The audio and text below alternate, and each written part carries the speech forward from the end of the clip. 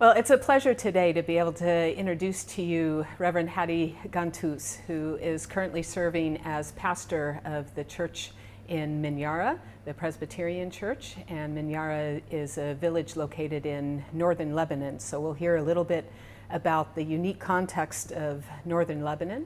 And as well, he is serving as executive of the committee that is working with all of the different churches in Syria and Lebanon on their spiritual life. So I'll have you, Hadi, give the formal title so that it's exactly correct. And if you can share with us a little bit about your current work here and work with the Synod. Sure. I'm happy to have this chance also to share with you part of our struggles, our experience, our life as a church. I'm thankful for this chance, and I pray that it will work for good and we can share the struggle in a way that's meaningful for everyone. Yes. So as you said, I'm pastoring this church in North Lebanon in a village called Minyara in the province of Akkar by the Syrian borders. And it's the largest Presbyterian congregation in Lebanon. It's not the largest of the Synod because we have 2 or 3 larger congregations in Syria. And as I said, I'm the executive of the committee of what we call Committee of Ecclesial and Spiritual Affairs. That's committee responsible for the church life. So responsible for all the churches in Syria and Lebanon, from the very far north east of Syria to the south of Lebanon. How many from the borders from the borders of Iraq, Turkey to the borders of Israel, Palestine, the south. So we have like 35 functioning congregation. We have much more churches, but the functioning are about 35 in both countries.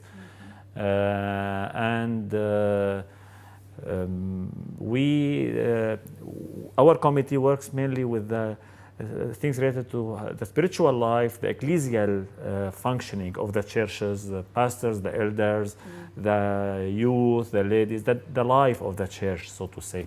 I'm in my 2nd year in this post. Before that, for 7 years, I was in the executive of the Committee of Social and Medical Services. That's responsible for the social issues, relief work, development, so to say. So I have the chance to visit the different churches of the Synod. It's part of my call to do. And to also deal with the different struggles they go through in their different contexts. And of course, every congregation we have is in a unique situation at the moment, more or less. And at the same time, also deal with the churches in Lebanon with their special also struggles. Beside having this big part of my ministry in this congregation in North Lebanon, in the very unique situation also in North Lebanon. We are only 15 kilometers away from the Syrian borders. And so we have lots of struggles also here. Share with us a little bit about the context here in Akkar province. It seems that it gives a good showcase of what we want to talk about in this workshop, of the call of Christians to the work of reconciliation, the church's role in this, especially when our neighbors are of different faiths and come at the world from a different perspective than we do. So Akkar is the furthest north province of Lebanon. It's a province with around 300,000 Lebanese citizens. 80% of them are Muslim Sunnites. We have a few thousands of Alawites, Muslims also Alawites, and it's the same community that the president of Syria, Assad, belongs to. And we have very few hundreds of Shiites. The 20% the Christians are around 20% of the population of this province, and the vast majority of those Christians are Greek Orthodox, unlike the rest of the country where the majority of Christians are Maronite.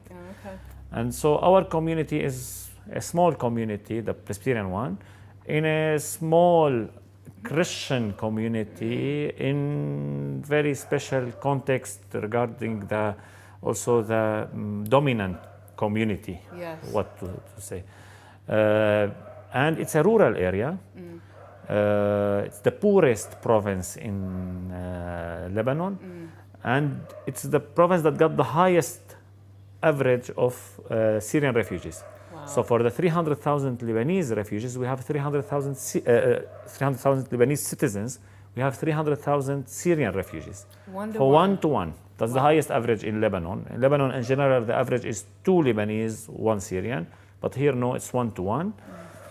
Beside that, because the vast majority here are Sunnites, 80%, 90 something, 95, 96% of the refugees are Sunnites. Wow. Because it's rural area, the very vast majority of the refugees are farmers coming from rural areas in Syria. And because it's very poor, we got also the poorest refugees. Those who have better situation went to better places. So we're left with very high percentage of refugees, poor, Sunnis mainly, working as farmers. Yes. And that makes the whole situation very complex. Yes. Yes. Especially, as I said, they work as farmers, and people here are mainly farmers. And to work as a farmer, you don't need a certificate.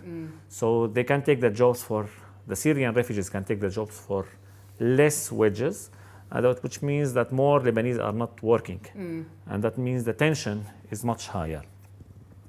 So you have a different type of tension here. The tension here is not Sunnite Shiite, as it is in Lebanon in general, or as it is in the whole Middle East in general at the moment. The tension here is Sunnite, many times, Muslim Christians sometimes, but it's related also to work, it's related to living, it's related to finding better situation for your kids. It's about facilities, because the refugees use the electricity, water, these facilities without paying for it, while the Lebanese have to pay. All the UN money goes to the refugees, so that makes the tension is quite different. And we're a small Presbyterian community within a small Christian community that's not part of the whole struggle of the Middle East, so to say, between Sunnite and Shiite. Yes. So not to speak about a tension between Sunnite and Sunnite within the same area. Yeah. So that's the situation we exist in Minyara, in Akkar. But also, as I said, when I go to other congregations of Synod, I experience other types of tensions. Yeah. As I said, the most dominant type of tension we have now in the Middle East is intra-Islamic tension, that's Sunnite Shiite. Yeah. The tension between Muslims and the Christians is there, but it's now secondary Yes. to the Sunnite Shiite, or sometimes Sunnite Alawite. So you have all kinds of. Many different dynamics Sure. going on all at the same time. Yeah. Certainly. Yeah. And then Christian communities have to deal with that. Yes. And if you're a small community like the Presbyterian one, then you're in a very unique situation, because you are small, you cannot do a lot, but also you can do more than your size because you're not part of it Yeah. in a way.